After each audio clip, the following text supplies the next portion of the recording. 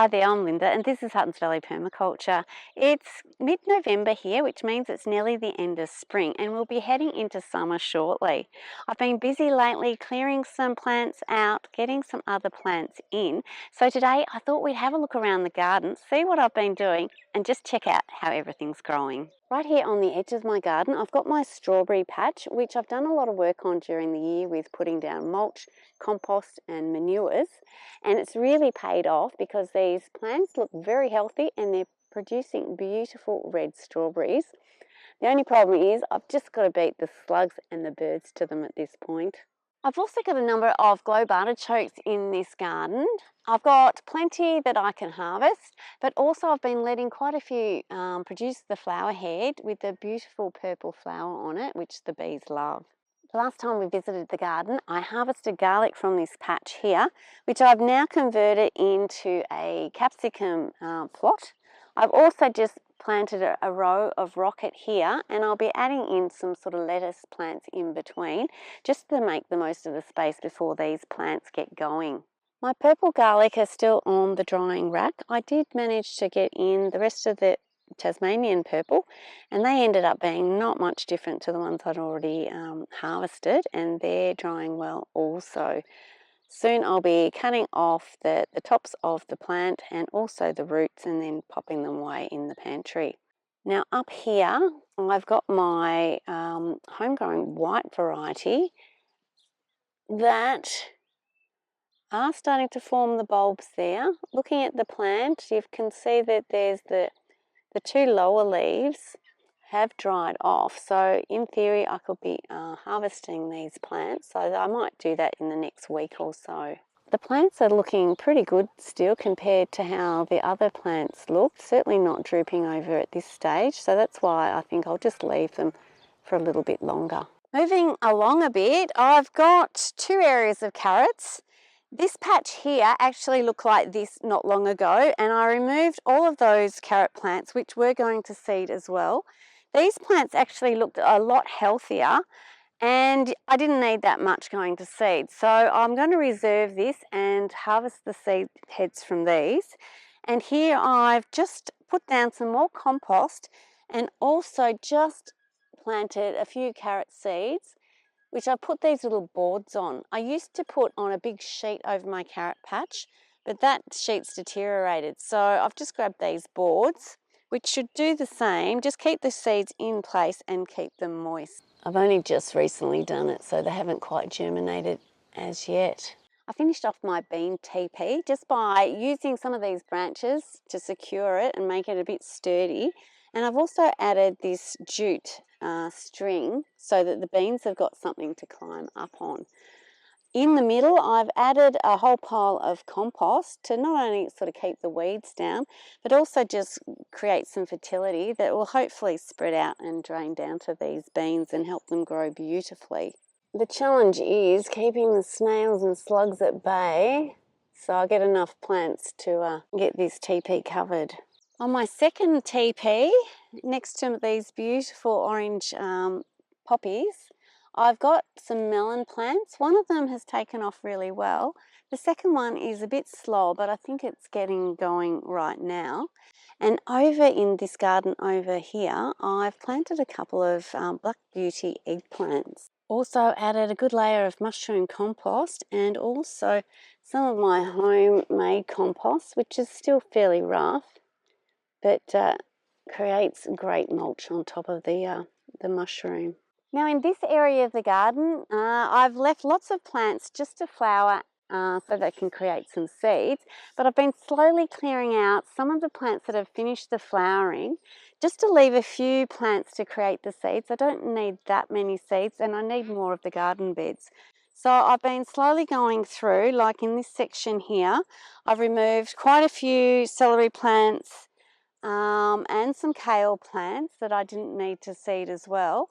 Over the back here, I've still got to clear out a lot of the celery plants and parsley plants and also these leeks because I've got better leeks growing seeds somewhere else. I've also cleared out quite a lot of these radish plants because while the flowers are beautiful, the plants themselves are absolutely huge and take over way too much space.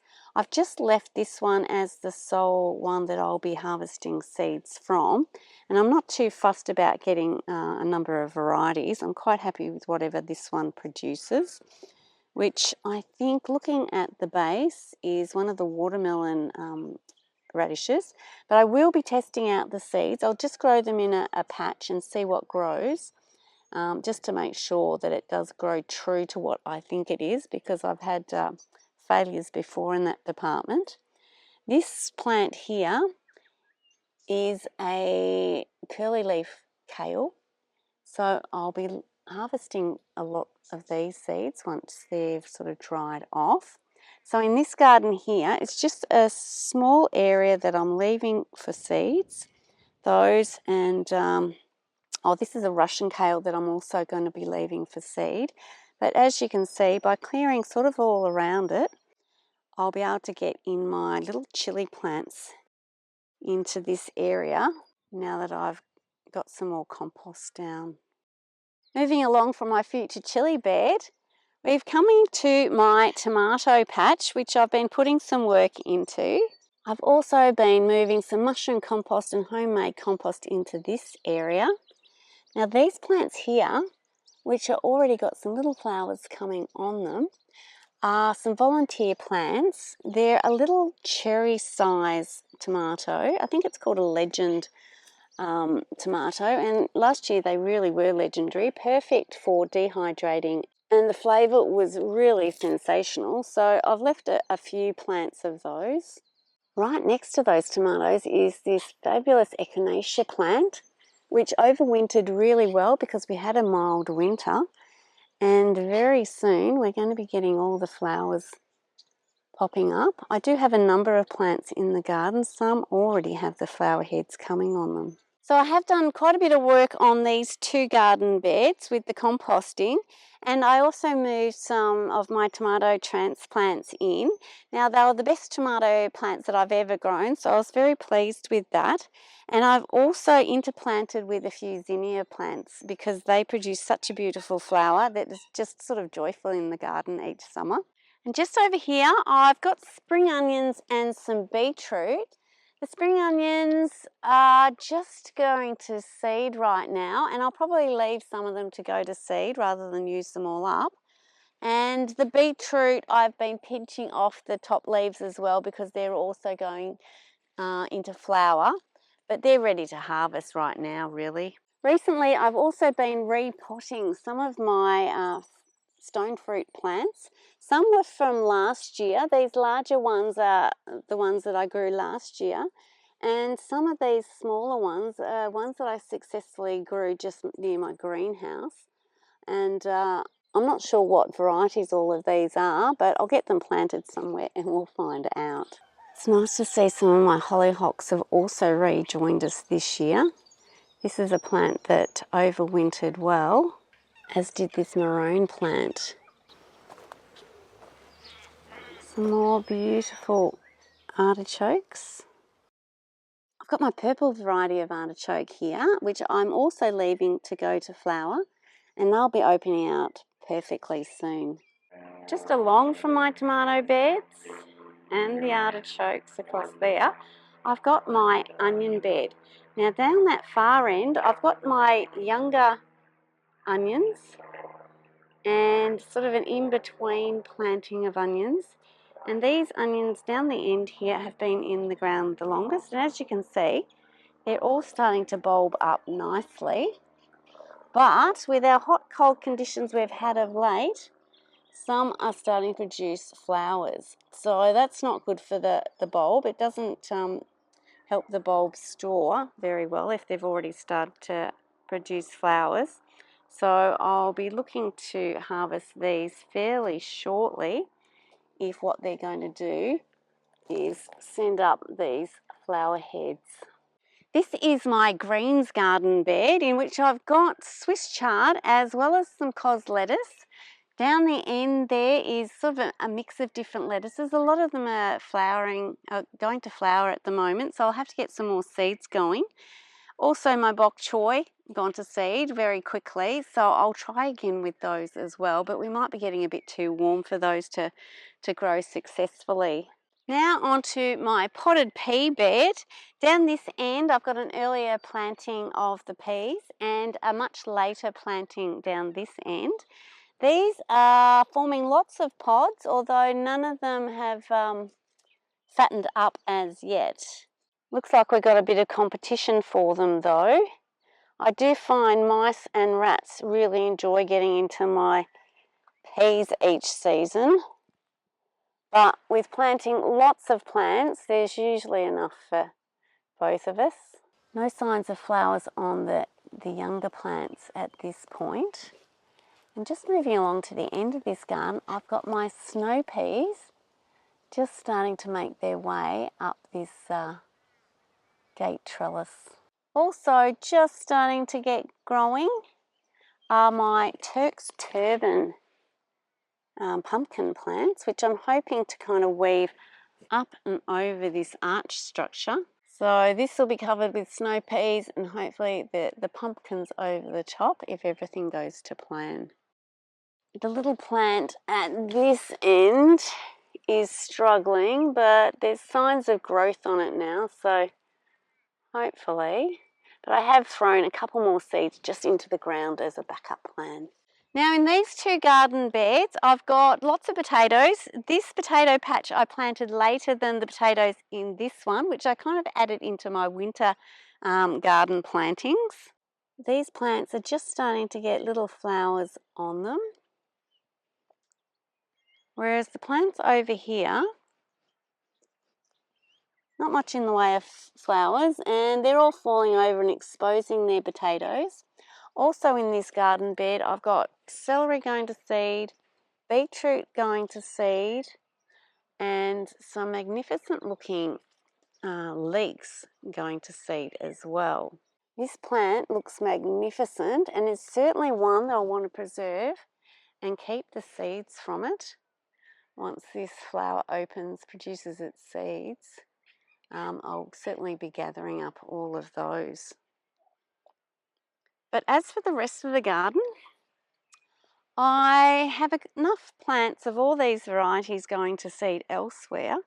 So what I'll probably do fairly soon is pull out most of the garden, probably leave the leeks at this stage because they don't take up much room.